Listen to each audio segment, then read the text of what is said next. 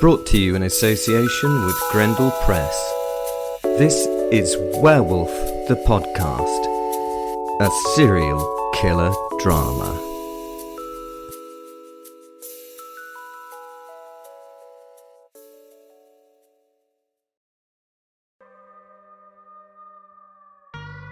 Welcome to Werewolf The Podcast, serial killer drama. Oh, no, that's already said that, innit? So I don't know why I'm saying that again, but it's already said it. So it's there. Go down to the description and stuff, because there's things in the description that you can get described to you by reading it, and then go to links and things, and we've got like stuff down there that you could read, and then you can like do stuff. So that'd be ace. So the description, just there down there. That's it. No, just to the left of that. Great. Enjoy. From somewhere out in the cosmic endlessness. Shit. That's a really hard word to try and stop saying. Anyway, sorry about that. From wherever we are, or coming from, or whatever, we zoom in on a not-so-bright star, sitting in a boring, bog-standard solar system in the never-ending darkness. And never-ending is much easier to say than endlessness. I know. A bit dull so far. But dull is a lot of life, and you'll see that that's a hint. The life word, as to why we're doing this. And remember, we've not got where we're going yet. Oh, and this is no Douglas Adams ripoff. Honest, you'll see that we're falling into something a little out of his pantheon of premises. Give it a chance. It might be a really cosmic description. Utterly out of this world writing. Right. Now I'll continue, as we've established a reason for this narrative introduction. What do you mean we haven't? Life! Jesus, you lot, keep up! We fly past some spherical lumps, being jarred off course by the gravity of these spinning masses. These are the planets. Do we count Pluto now? I mean, it seems to change every now and then. I'm going to count it. We pass a bit too close to the seventh and largest planet for my liking. Its immense gravity, well, it almost makes us crash into Uranus. Oh, come on. We had to make a Uranus joke. Anyway, we came very close to Uranus. Okay. Okay, let's get back to where we need to be. We focus on the third planet, a blue pearl in the listener's imaginary eye. We get closer and closer, dodging the space trash that orbits our little world. Yes, this is planet Earth, which is mainly covered by water. Strange, that. We now drop through the atmosphere, which gets denser as we now fall towards our destination. A fluffy cloud layer hides any detail of the surface below from us. We'll not be able to see anything until we drop through the damp, watery clouds that somehow float in the sky. I think they're a conspiracy myself. Water can't float. Even sounds like an oxymoron. Yeah, okay. And people say that I've gone mad when I talk about the flying pig I sometimes see. Yes. I could introduce them to Jeremy. Can't introduce me to flying bloody water, can you? We break through the cloud and find ourselves over a quintessential English forest. Or is it perhaps woodland? Apparently size does matter when it comes to wood. Land. Oh, come on. Why is the writing so smutty this week? Who's writing this? Okay. Him. Well, that makes sense now.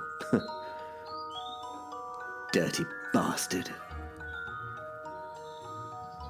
We break through the canopy of trees and slow down dramatically as we take in the scene.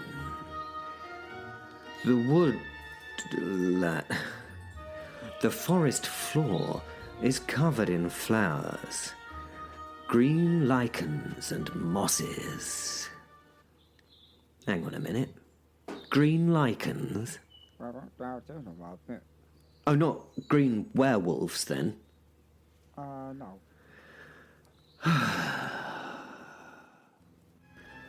Anyway, this is the perfect fairy tale scene. The bluebirds are screaming their threats and sexual libations. A gnome sits with his silent G beneath a small home carved from a fairy tale mushroom, watching the teeny tiny green fairy as she does her work. He somehow has a small bag of popcorn. I don't understand that reference, but we don't have time to question why the gnome has a small bag of popcorn, so he does. Let's move on. Errol, with the silent G, the gnome, has to admit to himself that they work hard and are good at their jobs. Fairies, that is.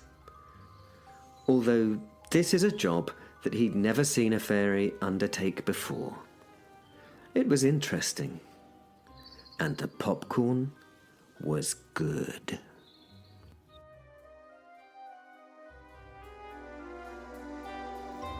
Fairy Foxglove. Give me the gold, you bastard! You owe me! I don't have it. Where do you think that I get this fairy dust from? Do you think it just drops out my butt? Huh? I don't have it. Well, actually, it sort of does. No, not my butt, but that's none of your business. It's more complicated than shaking your butt. There are certain things we have to do, and they are not all that pleasant. It's often a very uncomfortable sensation after, well, you empty. It affects your flight style. I don't have it. Well, say something! I don't have it. The girls and I need that gold. And if you do that old enchanted switcheroo fucking bollocks that you did before, oh, I'll cut your fucking balls off and beat you to death with them. I don't have it. Don't test me, you. Have you heard how things that cheat me are even treated? Uh-huh. Nope. I'm standing with my dainty little well-pedicured toes planted on the ogre's chest. Bert was already a bit of a mess. He was a fairy dust freak, a total glitter hitter. I could see it in his eyes, but a girl is to make a living in this world too. And when you're 6 inches high and reliant on small children to keep you existing, you have to do what you have to do. In this case, that was Bert. He was gonna get done. I said, have you heard about anyone who has ever cheated me? Bert shook his head. Those glazed, glossy, sparkly eyes betrayed the fact that he was coming down and he needed a sniff. He tried to get one of his noses near my foot. Disgusting duckhead. Duckhead? Dusthead. I teased him for a moment, letting him think I would allow him to sniff my tiny little green sparkly dusty feet, my flawless skin. Then I dropped my body weight on him.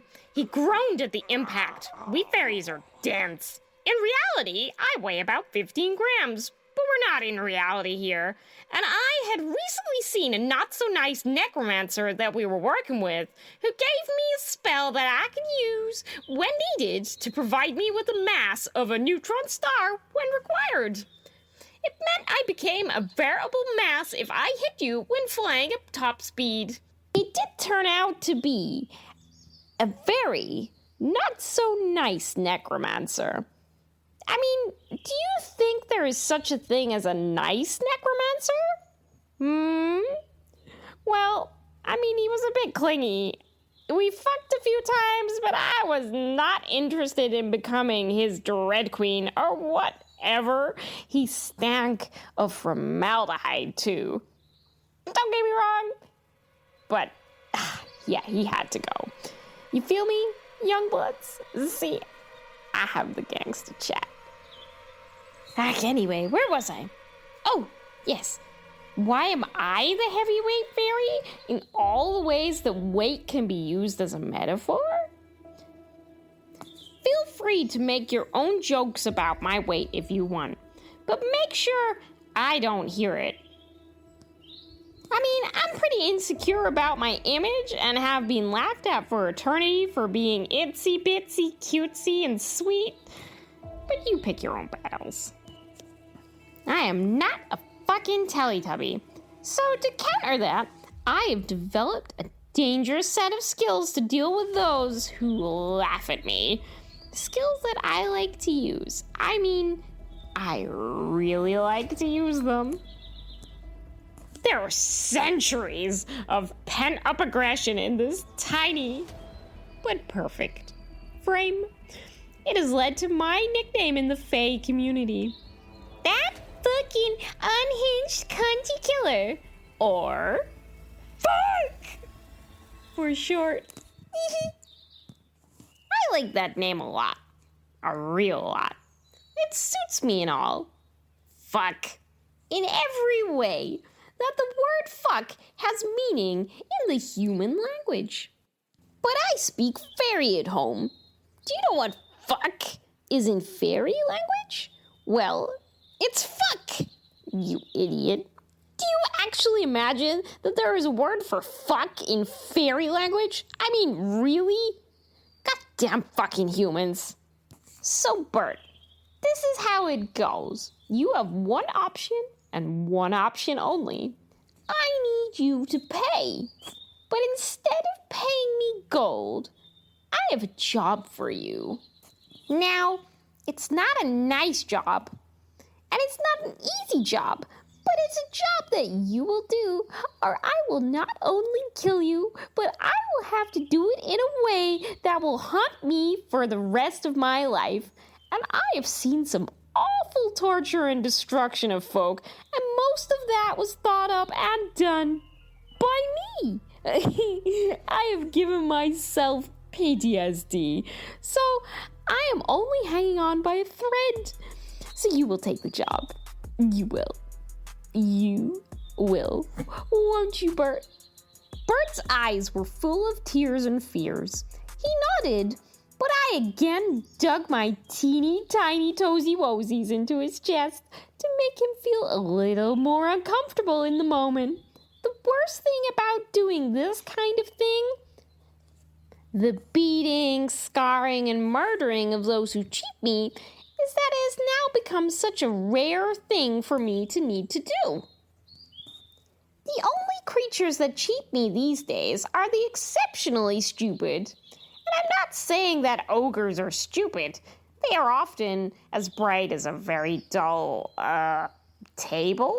But Bert was not even under a table in comparison to the world's brightest tables. This particular ogre could not get a participation certificate in an IQ test. Let's describe Bert for those readers who have not seen an ogre. And Bert is not short for Albert either. No, his mommy wanted more for him. So they named him after her favorite philosopher, Bertram. No, not Bertram Russell, Bertram Fishbarrel, the famous purveyor of fine fish. Number 267, Hinkley Drive, Keithley. She had once heard the shop owner spout some wisdom when she was in the alley behind his shop, where he would pass her his delicious bags of rotten fish guts. There's plenty more fish in sea, Doris. This seemed wise and true. He should have known about fish. She thought him to be a true brainy person. Well, fish is brain food after all, and Bertram seemed the right kind of man to name her child after. Bertram, the fishmonger, not the child, knew Bertram's, the ogre, not the fishmonger's, mum as Doris. Bertram's mum was called Doris in this case because she was really called Mrs. Splatterbitch. Yeah. Doris rightly thought this would cause less offense in a semi-polite conversation. You know, being called Doris, not Splatterbitch. I'll be honest in my description of an ogre. If you've seen an ogre, I mean, in most cases, you wouldn't be listening to this. You'd be dead. He's about 20 feet tall and about 20 feet wide. I would tell you in meters, but I cannot be arsed. To be honest, just do the maths yourselves, you lazy bastards. He's man-shaped. Ish. Well, at least in the basic limb and head department. 2 legs, 2 arms, and a single head. It's not always that case that they have a single head, but in Bertram's case, that was probably a blessing. As having 2 brains, like this one on our ogre, well, that would have just made him twice as stupid. He is massive and looks like he's made from bits and pieces of the organic world. He is basically a pile of walking rubbish, garbage, refuse. You can tell Bert is not doing too well health-wise either. He smells, he just smells pretty nice. Yeah, actually, this is the sign in the ogre world that he is not well. Oh, and he's going to get worse. Before we continue torturing a fairy dust tutor, let me fully introduce myself. Oh, we've met in a prior podcast or 2 already. I am notice the double E in the fairy Foxglove, and I have risen to the top of the flower fairy faction through infighting, fear-mongering, and sheer fucking my way to the top. I'm a good fucker too, if I do say so myself, hence the nickname. The Flower Fairy faction is not a brand of toy dolls made by Hasbro or some Disney-fied bullshit film. We are the real deal, a true power player in the Fae world, and a fighting force majeure in the general world. Once upon a time, there's another fairy tale cliche. Every fucker took the piss out of fairy kind. We could be destroyed by disbelief and general negativity. Einstein discovered general negativity, but he never got to write about it. We got to him first. Fucking fluffy-headed bastard. Not clever enough to escape a fairy, are ya? Ah! Well, let me tell you, there is only so long that you can be a victim and a source of pity for children. Eventually, you have to take your existence into your own goddamn hands, which is what I am doing. I am the force for my sisters in arms and wings.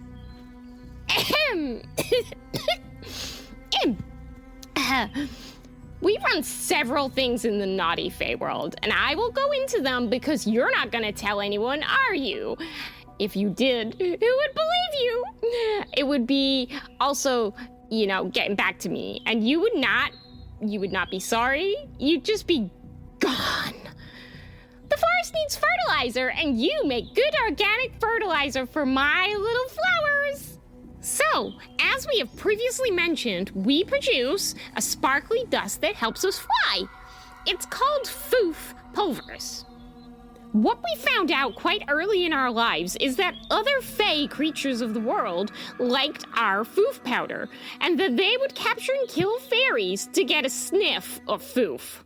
So it actually turns out that the cutesy kind of fairy thing that's heavily portrayed in fairy tales and stories and movies, yeah, it's actually kind of true. So we didn't do anything but just die in, like, the largest numbers you can possibly think of. I mean, what the fuck could we do?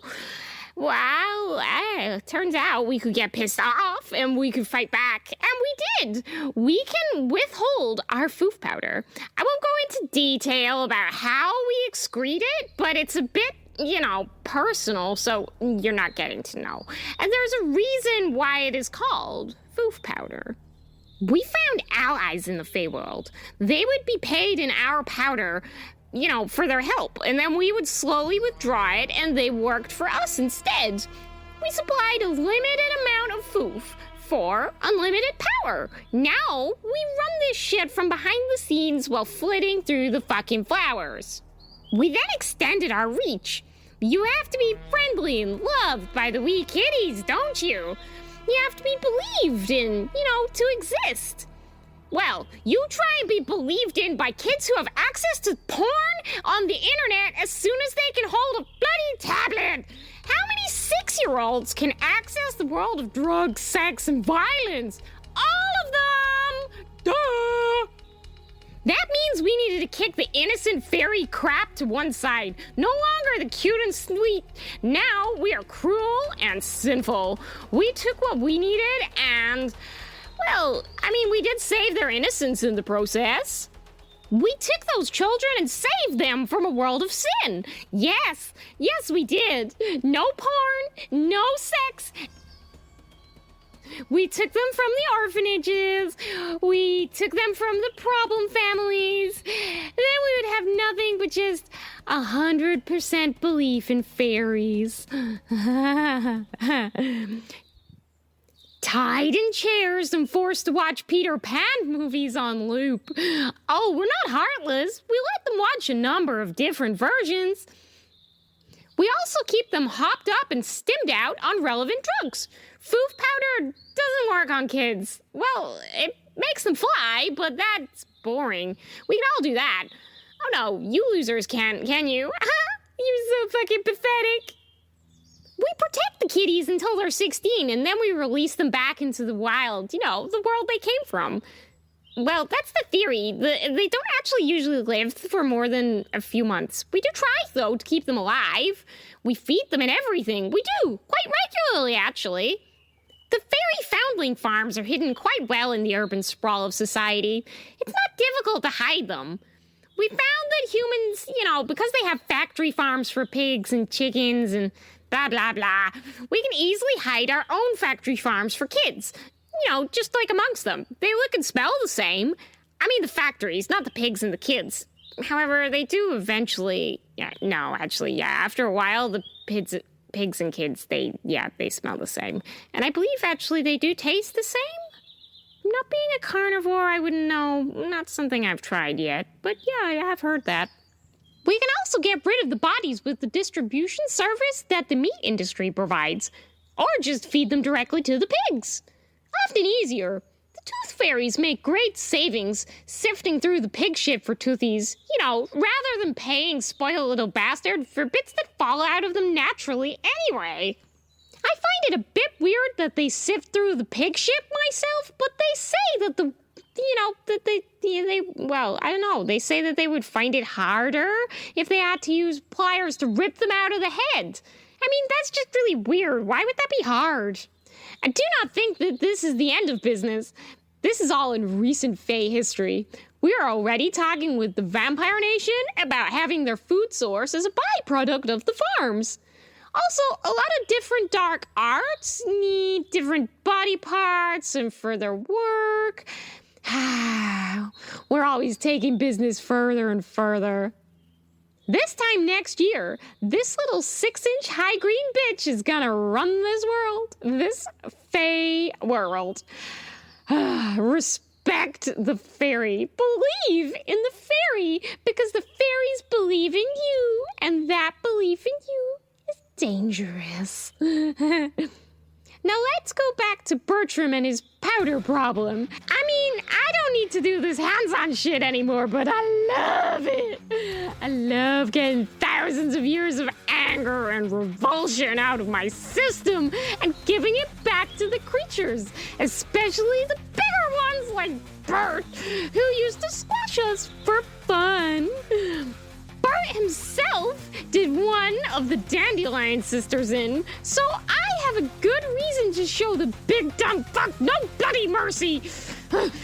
I don't need that good a reason, but the good reason is that I get away with it, and I like it. You fucking giant! You're gonna grab someone for me, Bertram! Was he? Well, that were right interesting, that last few episodes, huh? I was talking to groups sitting at Fairytale Arms Bar. They all had their respective drinks, attitudes and relative fear values. They would have made a fine sort of high-level Dungeons and Dragons party. There were Professor, Will and his wolf soul Fen, Satan, and that damn fairy Foxglove. They'd finished the song, obviously check, Christmas episode. It was actually really good. I mean, they did Fairytale in New York, obviously, but don't worry about the tawdry lyrics of the original. This version had been rewritten by that same skillful and eloquent writer that is writing this fucking bit. And so he says.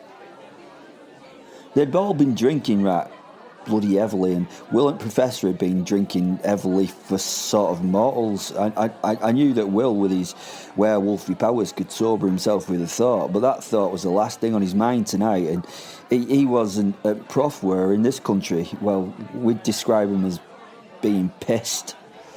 I know that don't mean same thing in America. Being pissed in America means angry, but it means very drunk in UK. Well, these two were beyond pissed. How would we describe it then? Wrecked?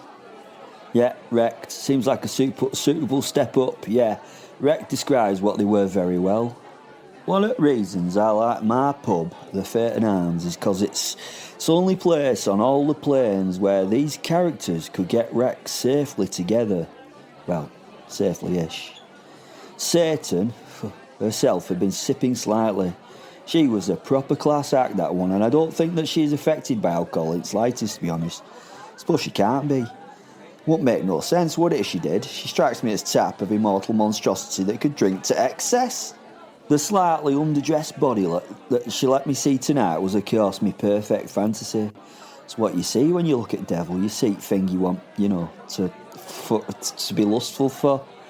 In my case, she was a beautiful Persian princess.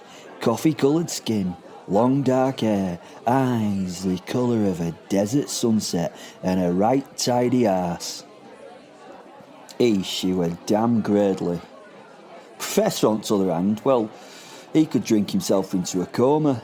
He had several times. In fact, I knew a couple of occasions where he drank himself to being, dead. I suppose being immortal in his case has its benefits. I suppose, but according to him, even if he drank himself to death, he would still have the hangover for his night's work. It's a bit of a bastard, eh? God really knows his shit. His punishment for Professor was all-inclusive. He were perfect English gentleman, perfectly tailored, perfectly groomed, with perfect posture and fucking perfect politeness. I mean, I should hate him with a vehemence, me being from, working class stock, but sadly, he was a right great bloke. Aye. And then there were that fucking fairy.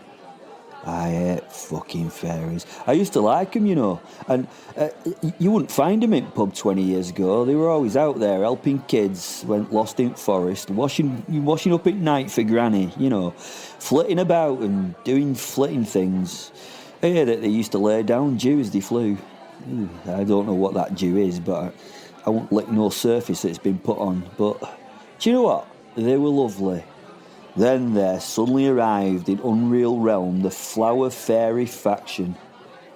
Bloody rumours were rife, and rumours were fucking terrifying. Fairy dust was a much-used drug in fair world in past. In past, the fairies were poorly treated to get it, I must admit. Some stories were tragic, but things had changed recently with the arrival of the fucking Triple F. The price of dust had hit an all-time high and fairies were in charge of it.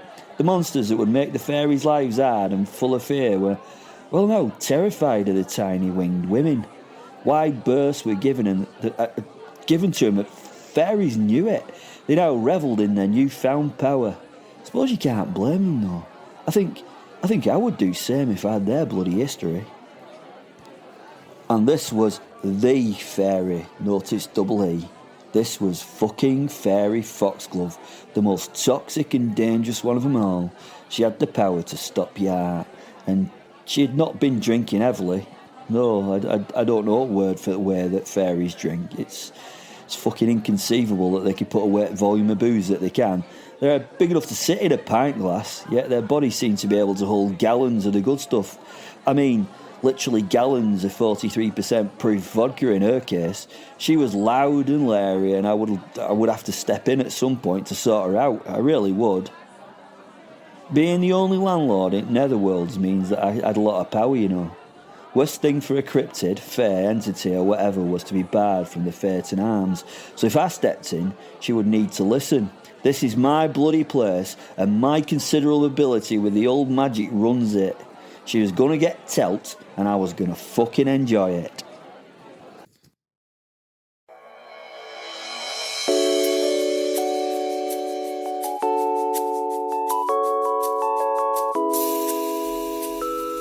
Brought to you in association with Grendel Press. This is Werewolf The Podcast, a serial killer drama.